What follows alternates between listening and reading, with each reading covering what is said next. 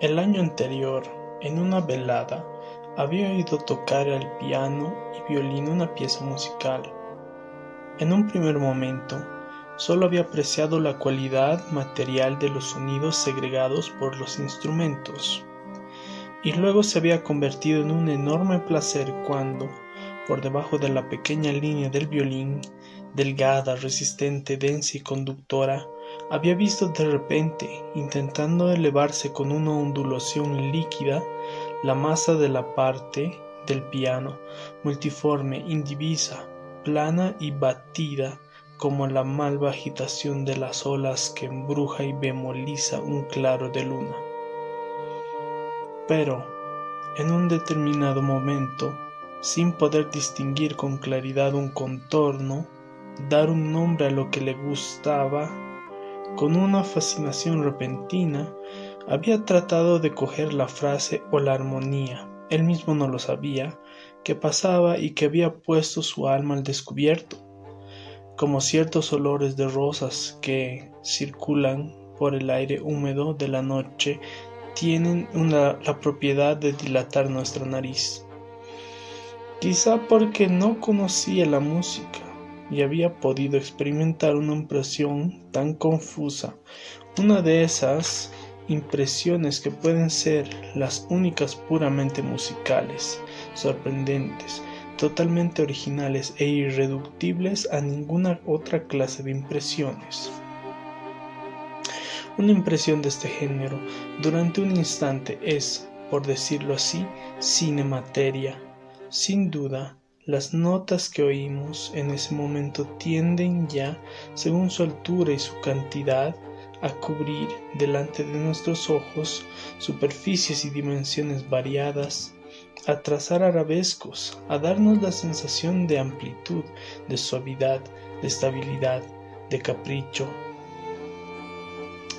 Pero las notas se desvanecen antes de que estas sensaciones estén suficientemente formadas en nosotros para que nos subyuguen las nuevas sensaciones que ya están despertando las notas siguientes o incluso simultáneas. Y esta impresión seguiría envolviendo con su liquidez y con su esfumado los motivos que apenas discernibles emergen a veces para sumergirse enseguida y desaparecer, percibidos solamente por el placer particular que proporcionan, imposibles de descubrir, de recordar, de nombrar, inefables, si no fuera porque la memoria, semejante a un obrero que trabaja para colocar cimientos duraderos en medio de las olas, fabricara para nosotros facsímiles de esas fases fugitivas y nos permitiera compararlas con las siguientes y diferenciarlas. Así, apenas expirada la sensación deliciosa experimentada por Swann, su memoria le había suministrado acto seguido una transcripción sumaria y provisional, pero en la que había tenido clavados los ojos mientras el fragmento continuaba, de tal manera que, cuando la misma impresión volvía, de repente, resultaba inaprehensible. Él se representaba su extensión, los agrupamientos simétricos, la grafía, el valor expresivo. Tenía delante de él esa cosa que no es más que la música pura, que es dibujo, arquitectura, pensamiento, y que permite recordar la música. Esta vez había distinguido con nitidez una frase que se destacaba durante algunos instantes por encima de las ondas sonoras. Enseguida le había insinuado voluptuosidades particulares que nunca se habían ocurrido antes de escucharla, que él intuía que ninguna otra podría hacérselas conocer y había sentido por ella un amor desconocido.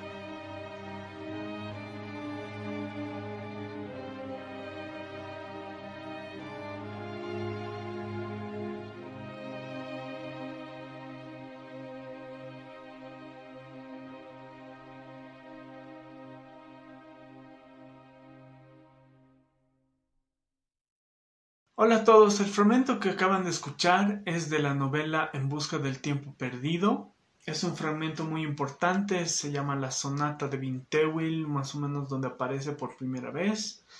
He querido compartirles esto para empezar este video porque me parece fascinante cómo Proust trabaja las sensaciones, trabaja esas percepciones y cómo les pone nombre a cada cosa, ¿no? Como esos nombres que él concibe para cada momento o instante son al mismo tiempo únicos y al mismo tiempo extraordinariamente bellos, ¿no?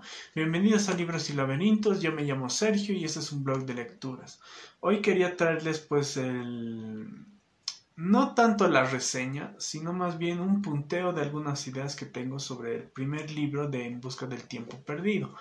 Yo empecé a leer esta novela con este pequeño libro, que es Un amor de Swann, que obviamente pertenece al primer segmento de la novela. Esta es la segunda parte del primer segmento. Y yo no recomiendo empezar por aquí.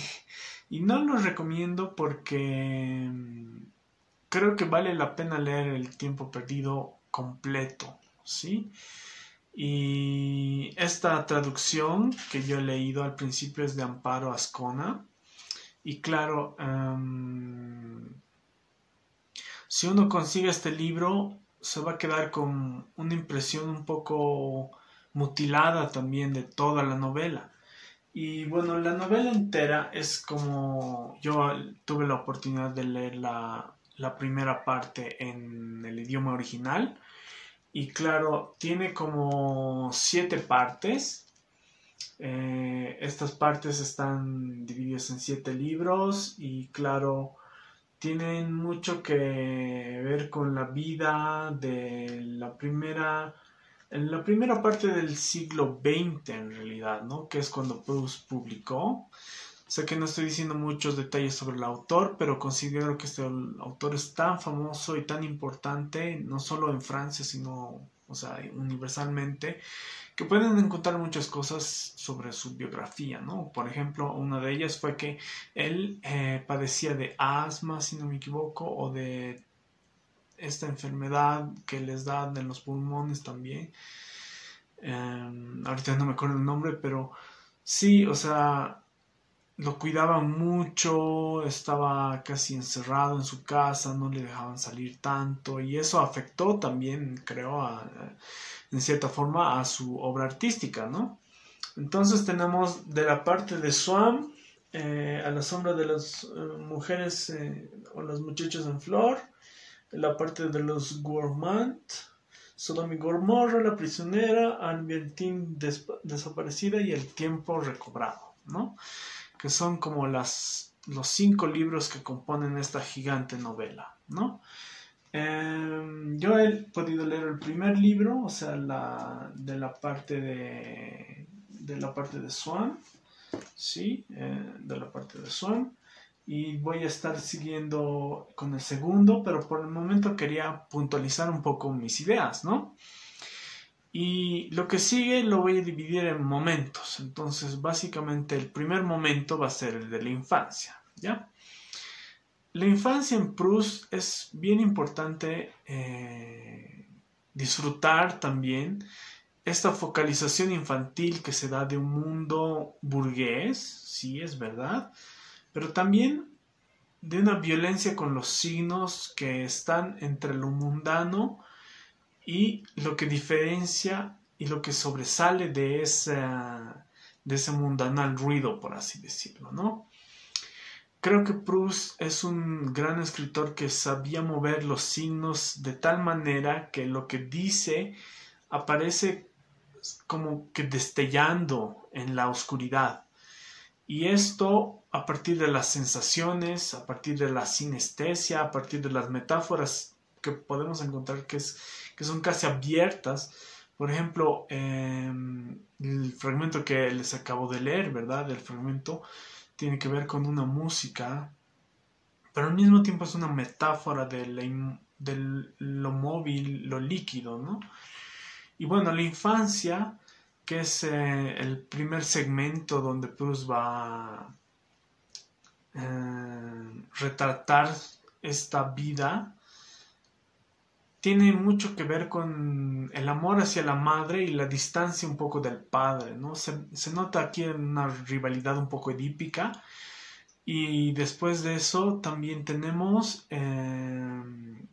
dentro de esta rivalidad una especie de cariño materno que siempre va a estar en el aire, por lo menos en el primer libro, pero que se va a ir separando paulatinamente para, podríamos decir, conceptualizar otras figuras femeninas y su sexualidad también. Hay una parte muy hermosa donde una de las personas ve por el cerrojo, ¿no? Una escena bien extraña, o sea, no es extraña, es humana esta escena, pero al mismo tiempo, o sea, la situación completa es extraña, ¿no? Para esa focalización infantil.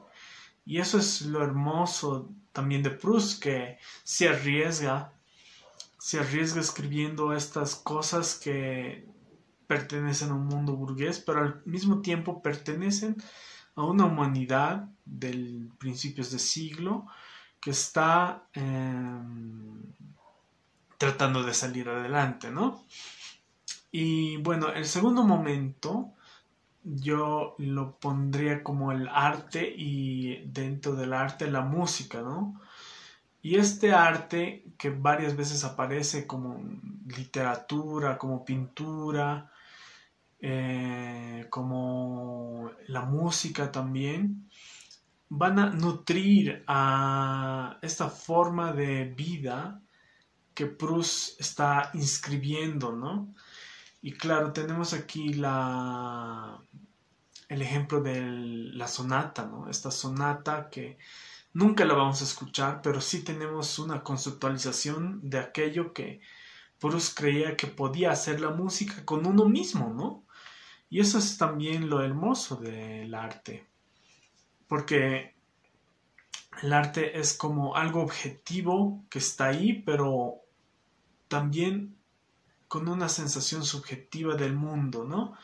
Entonces, si bien se han hecho estudios sobre Proust, se han hecho, bueno, libros enteros, creo que lo hermoso está en acercarse también de manera desnuda frente a esa torrente de sensaciones, ¿no? Y eso es algo que a mí me ha encantado de esta primera parte. El momento número 3 yo lo vería con esta relación entre el amor, las mujeres y también, ¿por qué no decirlo? Va a haber una fuerte pues relación sobre los celos, ¿no? Que es cuando el amor se nos aleja o el sujeto amado está alejándose y uno, según Proust, siente momentos críticos, signos críticos, sensaciones críticas sobre qué es lo que está sucediendo y esa incertidumbre que implican los celos, ¿no? De no conocer lo que está haciendo el sujeto de amado. Y entonces uno se pone a pensar hasta qué punto valía la pena escribir todo eso, ¿no? Pero obviamente los celos son una parte importante de esta obra y sin embargo también está, digamos, dentro del amor como tal, esa manera de revestir al sujeto con signos, ¿ya? Y eso es parte del arte de Proust porque creo que tiene mucho que ver con captar, digamos, la esencia de algunas cosas, ¿no? Y estas esencias que son como expresiones de los sujetos son también cosas que saltan, ¿no? Por eso Proust es muy barroco, es decir, tiene que ver con la sensación, tiene que ver con la percepción de ese momento, de esa situación y el cuadro que eso compone, el cuadro móvil que eso compone, ¿no? Y es extraordinario, la verdad. Yo no entiendo cómo él pudo construir eso, pero sí que vale la pena demorarse en tratar de entender, pues, un poco por dónde va esas cosas, ¿no? El último momento es el momento del humor. Hay humor en Proust. Por ejemplo, cuando aparecen estos monóculos, ¿no? Los monóculos son estas cosas que se ponían los señores de un solo lente en el ojo, ¿no? Y claro, ahí no es que se esté burlando propiamente de la sociedad burguesa. Yo creo que hay una relación entre amor-odio, pero también hay una relación que es un sarcasmo leve, pero muy leve, y por eso la ironía. Y bueno, sí hay burla, pero esta burla es como si dentro de la burla intentara construir cosas, ¿no? Entonces Proust va a agarrar, va a construir a ese personaje a partir del monóculo y va a hacer asociaciones que tienen que ver pues con la fuerza de la sensación y no tanto con la debilidad de la burla. A eso me refiero, ¿no? Entonces es de una intensidad apabullante. Hay sí oraciones larguísimas que él utiliza. En cómo se hace una tesis de Humberto Eco, él dice, no escribas como Proust tu tesis, ¿no? No escribas, digamos, estas oraciones gigantes que tienen, que es parte del estilo de Proust, que es parte del barroquismo de Proust. Y también son una marca, ¿no?, de su estilo. Y bueno, para acabar este video quería mostrarles algunos libros que tengo sobre Proust. Todos estos libros han sido un regalo de un amigo querido. Este es Proust y los signos de Gilles Deleuze. Este es el único de estos libros que hasta ahora le he echado una mirada porque no he podido resistirme a no hacerlo. Proust y los signos te habla un poco sobre este aprendizaje a partir de los signos y también sobre la verdad que podrían contener dentro del régimen del amor. Habla sobre los celos subjetivos. En realidad he leído muy poco porque tengo miedo que también me haga a mí los spoilers, ¿no? Y esa es la razón por la que todavía no he leído este otro libro tampoco, pero se los muestro para que sepan que exista, que Samuel Beckett sí escribió un libro sobre Proust, que leyó a Proust en los años 30, esto se publica en los años 30 en inglés, y es bien interesante también, o sea, ver cómo Proust él construye un estilo que hasta cierto punto puede ser preciosista, ¿no? Es impresionista, es puntilloso, o sea, el estilo es puntillistic, ¿no? En inglés también es que está hecho con puntitos, significa que, claro, este estilo que es de los impresionistas que utilizaba Van Gogh y otros, está en esta novela, ¿no? Entonces, y saco a colación esto porque creo que el estilo de Beckett tiende a barrer todo este estilo, ¿no? Tiende a deshacer este estilo preciosista, tiende a construir más bien un absurdo existencial de una manera, pues bien radical, ¿no? El último libro, que es en realidad un libro de teoría. Si a ustedes les gusta la teoría, si les gustan los libros súper pesados, este otro se llama Figuras 3, es de Gerald Genet, y aquí tiene pues un discurso sobre el relato, ¿no? Famoso discurso sobre el relato que todos los que hemos estudiado,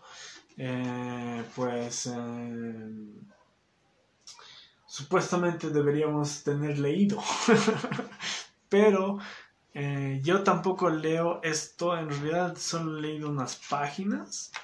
Aquí le he puesto aquí mis marquitas, ¿no? En resaltador. Pero, claro, tiene que ver con una cosa un poco más especializada, ¿no? No tanto para gente es que es nomás pesado, hay que admitirlo, Gerald Genet, y sobre todo claro, ese libro de Figuras 3 y sobre todo el discurso del relato supuestamente toma a Proust para hacer como una especie de método, porque en los estudios literarios, por lo menos antes de este discurso, no se tenía la noción de qué es la historia, qué es el relato, qué es la trama, digamos. O sea, esas son categorías que estaban siempre en el aire, ¿no? Que antes de Gerald Genet estaban como que evaporadas, ¿no? No eran conceptos propiamente. Y Gerald Genet lo que hace es, pues con ese discurso puede ser como entendido como discurso del método, pero discurso del relato es categorizar, ¿no? Entonces, la anáfora o, como dije ya, la historia, el relato, la trama, el cuento, todas estas son categorías que construyen casi de forma estructural los relatos y las historias de todos, de toda la historia, ¿no? Pero yo en realidad aconsejo que empiecen leyendo nomás a Proust. No sabría decirles con exactitud qué traducción es la mejor. Sin embargo, he visto que de bolsillo ha sacado un paquete de las 7 novelas que creo que vale la pena revisar. Yo, claro, estoy leyendo esta monumental cosa en el idioma original. Ha sido una cosa bien loca porque he empezado el marzo del 2019 y lo he acabado hace unos 2 meses, ¿no? No sabía cómo hacer este video en realidad. No quería que sea un video así bien, pues como estaba haciendo como el estilo de los anteriores. Y como verán, implica nomás el atender a las palabras, ¿no? Atender a las palabras, traducirlas, porque ponerles ahí su significado. Más bien que hay espacio en esta es la edición de cuarto de Gallimard.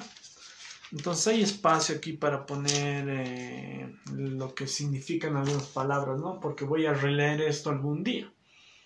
Entonces, bueno, ojalá que les haya gustado este video sobre Proust. Si ustedes han leído algo de Proust, si ustedes han leído ya toda la novela, me pueden aconsejar con cuál comenzar, con este o con el de Samuel Beckett, o quieren darme alguna recomendación sobre algún otro libro de Proust que tal vez yo no conozco. O simplemente comentarme cómo les ha ido con su lectura de Proust, ya sea para el primer libro, que este video es sobre el primer libro, ya sea para, ojalá sin spoilers, ¿no? Para todo lo demás. Yo voy a estar abierto a sus comentarios y bueno, nos leemos ahí. Sé que últimamente no he estado subiendo videos, pero también, como ya puse en un video sobre los avisos, estoy haciendo un pequeño diplomado. Entonces, ojalá que les haya gustado este video, ojalá que comenten algo. Y bueno, conmigo, hasta la próxima. Nos vemos, chao.